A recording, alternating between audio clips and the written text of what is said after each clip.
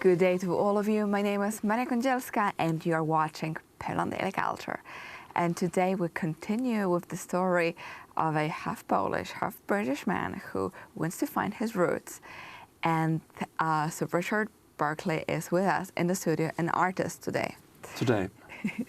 Richard, thank you very much again for coming. And in the previous episode, we ended up your story at Piccadilly Circus. Piccadilly Circus, with a young man asking me the way to liberty. Exactly. A perfectly reasonable request, really. Well, we went up to the shop, and as we were walking up to the shop, Liberty, the shop, I said, "Well, where are you from?" And he said, "Polish." And I said, "Oh, I'm half Polish too." He said, "What's your name?" And of course, I couldn't tell him. But we became, which was often the case actually, when I lived in Rome, Poles would say to me, "So if you're Polish, what's your name?" And I didn't know. The thing was that this young man, he had a company. He was right at the cutting edge of this sort of entrepreneurial explosion that began in Poland. Well, if he managed to get to London. Well, he managed to get to London. What he used to do was he used to come to London and Paris and buy blouses, women's blouses, from very good designers, and then copy them in Poland. And he had a company called Andrew Renard, and they were doing really well. And I must say that when I got to know him, I took his blouses around central London to all the great shops like Burberry, Aquascutum, Austin Reed, and so on. And they said, "Look, we don't make shirts to this quality anymore." Even in Jermyn Street, his men's shirts, they said, when I quoted prices, I mean, I'm not a salesman, I've never sold anything in my life, but I thought, well, let's help Poland. So I was going around these shops trying to get them to buy his shirts. And in fact, we sold 1,000, I think it was, to John Lewis, or was it Austin Reed? I think it was Austin Reed, actually, now I think about it. I can't remember.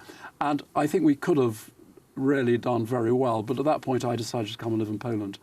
Wow, what is an accomplishment already. That was a great accomplishment. I suddenly became, I found myself sitting, at Arcadia and all these big, retail places, with a queue of salespeople from other producers. All of them were women. All of them were about 20 years old.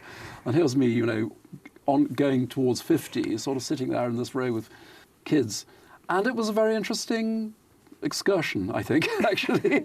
Well, absolutely. And you, after all, help a person who was a little bit helpless in this. Well, I think the thing was, no, there were some real problems. In fact, it was the problem of actually administration here, which he hadn't really quite worked out. But the thing was, he got me to come to Poland, and he also got me to chase up my father, because what he said to me was, he said, "Look, come to Poland, but find out what your name is." So I phoned. No, I didn't dare phone. I wrote again to where my father had been living.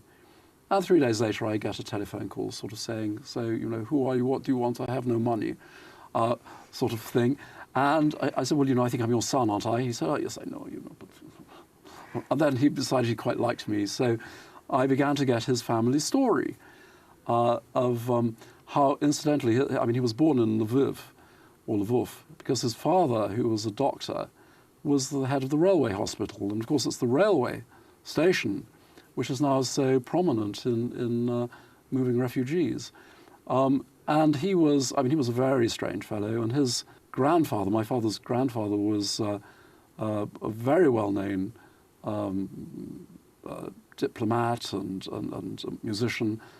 And his father-in-law, my great-grandfather's father-in-law, was Alfons Kropivnicki, who built much of Warsaw, including the Teatr Wielki, when he was Koratz's assistant in 1830, and many other buildings. You've learned a lot, actually. A lot, yes. Being 50 or something, finding out your roots. Oh, absolutely, and it was quite extraordinary that so much, particularly artistically, so much of what I was interested in, I'd actually inherited from my Polish family without knowing. The music, this real absolute sort of fixation with music. I mean, my great-grandfather was a great friend of Paderewski and often played with him.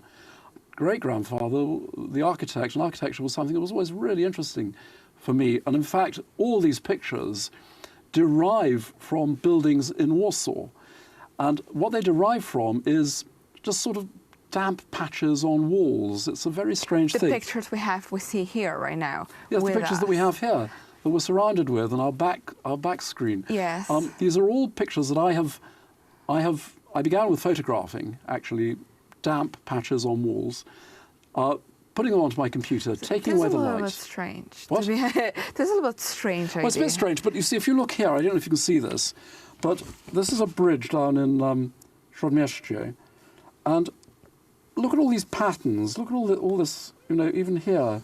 And what I've done is I found these patterns here so interesting that I'd photograph them, blow them up, take away light counterintuitively, and what I begin to see is like a whole new, this might sound a bit crazy, but a whole sort of sub-life underneath Bacteria. plaster.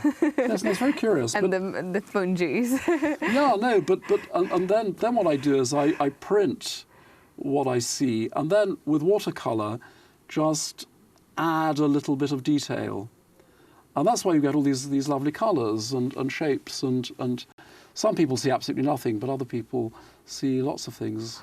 Well, it's a crazy idea altogether to do something like this. Well, the thing is lockdown, and you know, actually every 25 years I get the urge to paint. So it's happened twice in my life. But we used to paint at school, and I was very keen on painting at school. But it's something that I never really, I always thought music was much more important for me. And it was. But occasionally I get this absolute urge to make something plastic, something tangible, something I can look at. You know, I'm basically a musician, and you make music, and it's gone. It's there for the moment. It's in the memory. But when you're making something that you can look at, that's there, it's always there, staring at you, it's very satisfying, actually, because it takes on a life of its own. Well, absolutely. So we put a dot here, and of course invite all of you, the viewers of Berkeley. You can actually watch pictures and paintings of Richard Berkeley here in Warsaw. There was recently an exhibition, and I'm sure there will be another one. Well, we hope. We hope that.